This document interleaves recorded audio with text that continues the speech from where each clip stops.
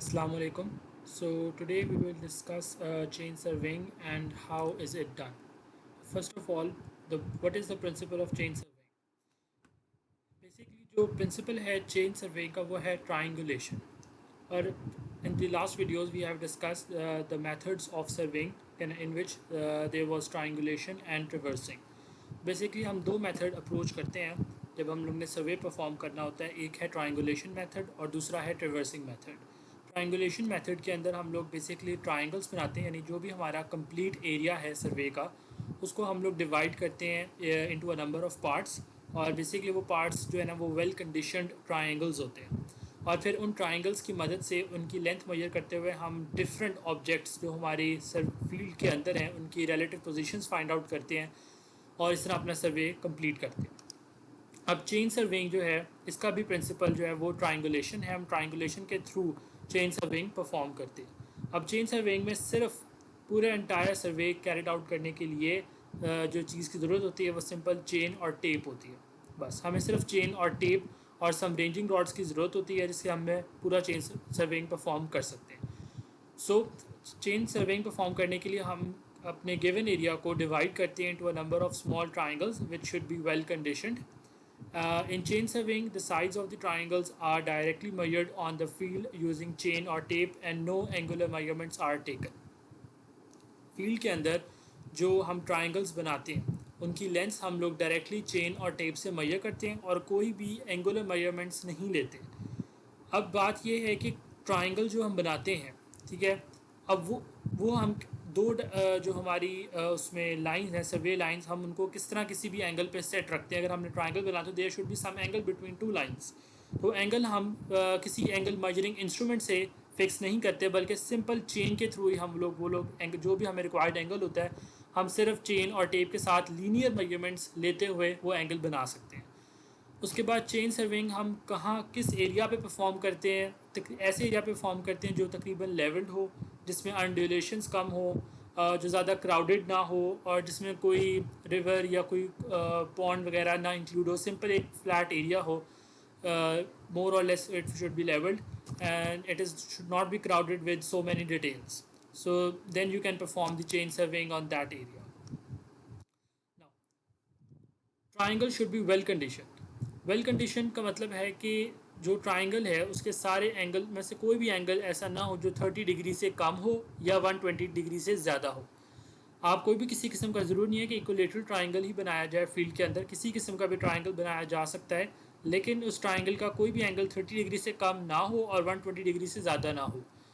और ये जो एंगल्स हैं जो भी आपने बनाने हैं, 60 डिग्री का बनाना है, 30 डिग्री का बनाना है, जिसका भी बनाना है, सिंपल हम चेप के थ्रू लीनियर मेजरमेंट्स लेते हुए ये ट्राइंगल्स बना सकते हैं फील्ड के अंदर।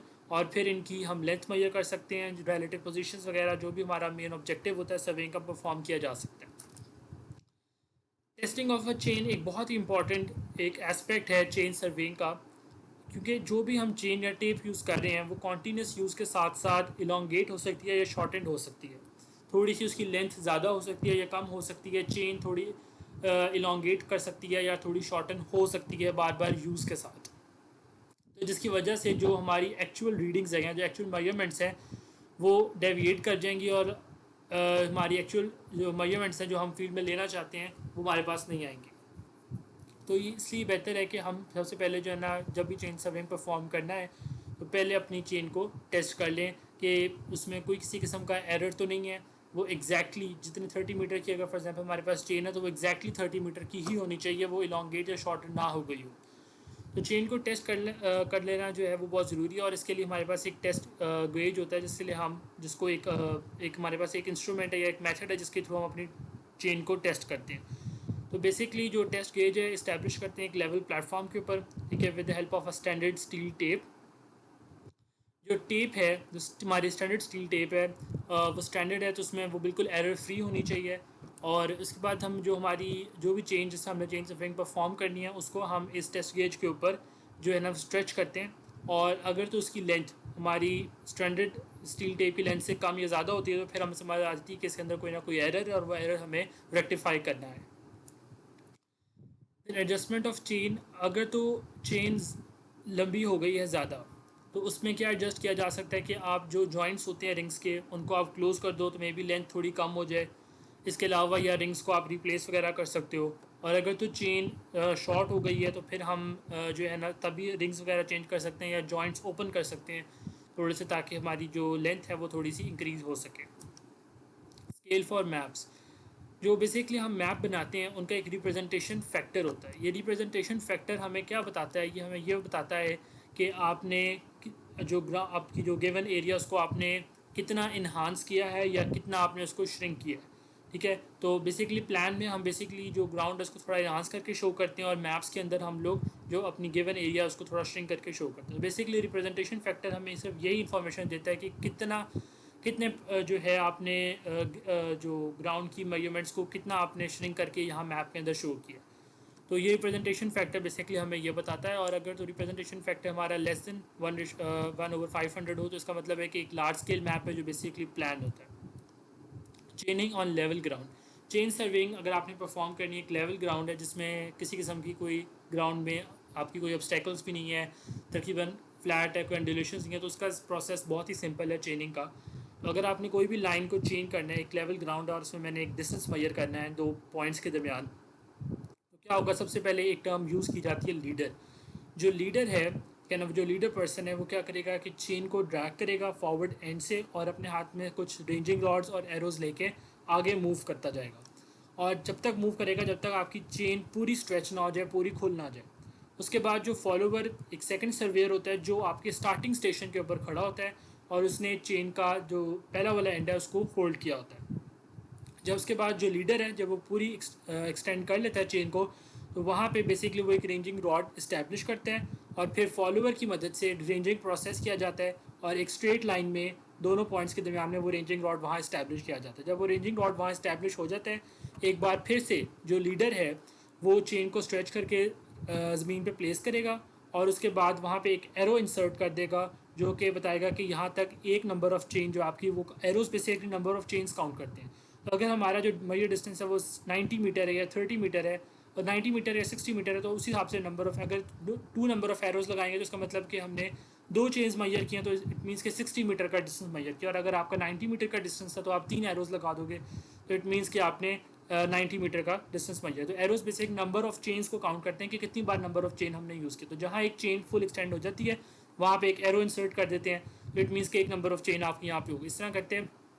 जब पहली जगह आप एरो इंसर्ट किया, रेंजिंग रॉड को वहाँ से हटा के जो लीडर है वो फिर से चेन को आगे ड्रैग करेगा और फॉलोवर उस एरो वाली पोजीशन पे आके जो है वो अपने आप को प्लेस करेगा जहाँ एरो है और इसी तरह दोबारा से होल्ड करके रखेगा चेन के दूसरे एंड को। फिर लीडर आगे मूव करता जाएगा, जब पूरी चेन हो जाएगी वहाँ पे वो एक और रेंजिंग प्रोसेस दोबारा से होगा। तो इस तरह करके लीडर आगे मूव करता जाता है और फॉलोवर जो है वो पीछे पीछे आता है। और जो फॉलोवर स्टार्टिंग स्टेशन से आगे निकल जाता है तो एक और थर्ड पर्सन जो सर्वेयर है वो वहाँ पे खड़े होकर रेंजिंग प्रोसेस ओवरऑल दी लाइन जो है थ्रू दी लाइन कंडक्ट कराता है रेंजिंग, ताकि रेंजिंग रॉड्स एग्जैक्टली लाइन में आपके स्टैब्लिश हो। ये प्रोसीजर है जो अभी थोड़ा सा एक्सप्लेन किया गया। Then comes temperature correction. अभी हमने कहा जैसे कि टेप को स्टैंडर्डाइज, जब टेप को बनाया जाता है तो उस पर कुछ किसी सर्टन लिमिट्स के ऊपर उसको बताया जाता है कि अगर इतनी लिमिट्स रहेंगी तो ये टेप की लेंथ इतनी रहेगी।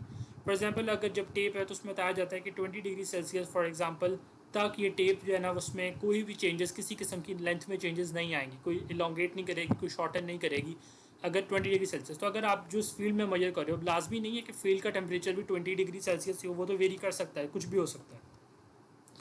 तो अगर तो फील्ड उस हिसाब से, जब अगर तो फील्ड का टेम्परेचर ज़्यादा है, 20 डिग्री से ज़्यादा है, तो एक्सपेंशन के थ्रू चेन जो है या टेप है, चेन या टेप दोनों जो है वो थोड़ी एक्सपैंड कर जाएंगी। और अगर तो आपका फील्ड टेम्परेचर आपके स्टैंडर्ड टेम्परेचर से लो है, हो सकता है वो थोड़ी शॉर्टन कर जाए चेन और टेप। तो बेसिकली फिर हमें ज़ाहिर इस तरह फिर रीडिंग्स में एरर आएंगे, तो फिर हमें एंड पे एक टेम्परेचर करेक्शन हम अप्लाई करते हैं जिसके थ्रू जो भी टेम्परेचर में की वजह से इलोंगेट या शॉर्टन हुई है उसको रेक्टिफाई किया जाता है, उसको एरर को एलिमिनेट किया जाता है। ये फॉर्मूला है for the temperature correction in which जो सी टी है वो डिनोट कर रहा है correction for temperature. T M is the temperature during measurement means field temperature. T naught is the temperature at which the tape was standardized and L is the length of the tape or chain you are using for the surveying. And alpha is the coefficient of thermal expansion. जो basically alpha ये show करता है कि जो chain है या tape है इसमें अगर 1 डिग्री सेल्सियस का राइज होता है तो इसमें कितनी कितनी ज़्यादा ये लॉन्गेट करेगी।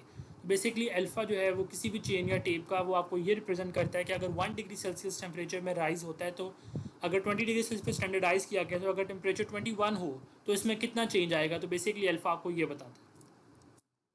Then comes the pull correction. अब ऑब्वियसली जब हम चेन या टेप को आगे लेके मूव करते हैं, फॉरवर्ड करते हैं, एग्जैक्ट हम कोई ना कोई किसी किस्म का पुल अप्लाई कर रहे होते हैं उस चेन के ऊपर।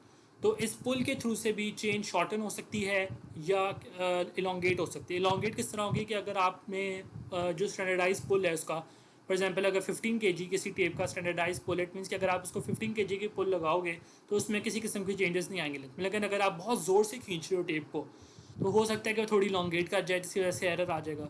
और शॉर्टन किस तरह कर सकती है, शॉर्टन इस तरह कर सकती है वो कि अगर आपने 15 kg पे कम का पुल लगाया तो हो सकता है कि चेन सही तरीके से स्ट्रेटन नहीं हुई जिसकी वजह से किसी किस्म का एरर उसके अंदर आ सकता है। तो ये भी ज़रूरी है कि जो पुल करेक्शन है ये भी हम अप्लाई करें जब हम चेन सर्विंग परफॉर्म कर रहे हैं।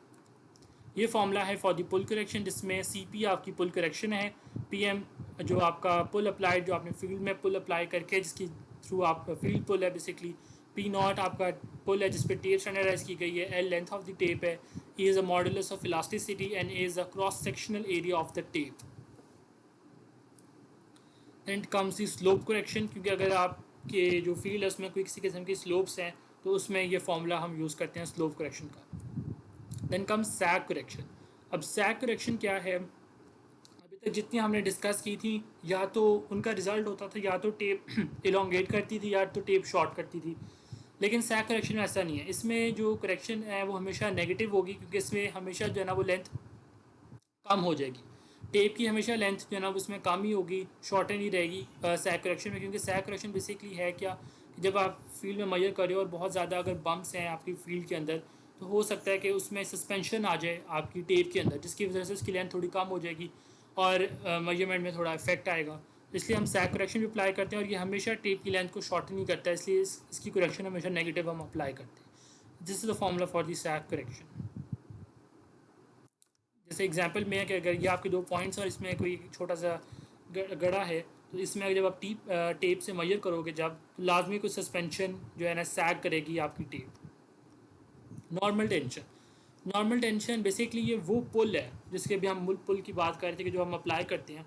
नॉर्मल टेंशन एक ऐसी पुल है कि जिसके ऊपर अगर ये पुल बेसिकली हमेशा जो है ना हम इस्तेमाल करते हैं कि अगर स्टैंडर्डाइज्ड पुल अगर आपकी 15 kg या 20 kg है तो आप हमेशा स्टैंडर्डाइज्ड पुल से ज़्यादा जो पुल लगाते हो जो बेसिकली इलोंगेट करती है।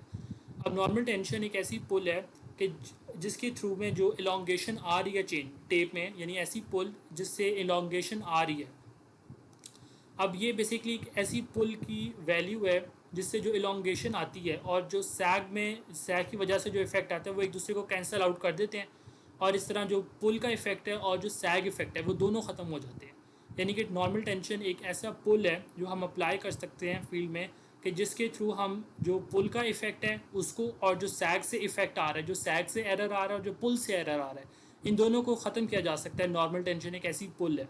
तो इस पुल के ऊपर जो इलोंगेशन पुल की वजह से आ रही है वो बैलेंस हो जाती है by the shortening due to sag, यानी सैग से जो शॉर्टनिंग हो रही है और पुल से जो इलोंगेशन हो रही है ये दोनों आपस में कैंसिल आउट हो जाती हैं और इन द एंड आपका जो एरर है कोई भी नहीं होता।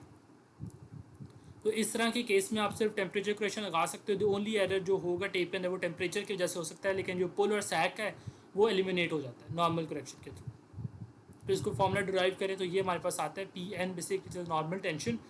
और इसमें हम लोग फिर अपनी वैल्यूज़ को अज्यूम करते हैं। फॉर एग्जांपल अगर मेरी 15 kg है तो अगर मैं 15 kg पुल पे अगर स्टैंडर्डाइज़ किया गया टेप को तो अगर मैं 15 kg से ज़्यादा की पुल लगाऊंगा, 16 लगाऊंगा, 17 लगाऊंगा तो ही टेप इलोंगेट करेगी।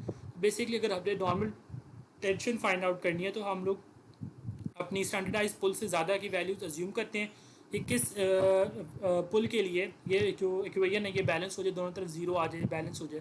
तो वो जो पुल आएगी वो और वो पुल हमेशा स्टैंडर्डाइज पुल से ज़्यादा ही होगी।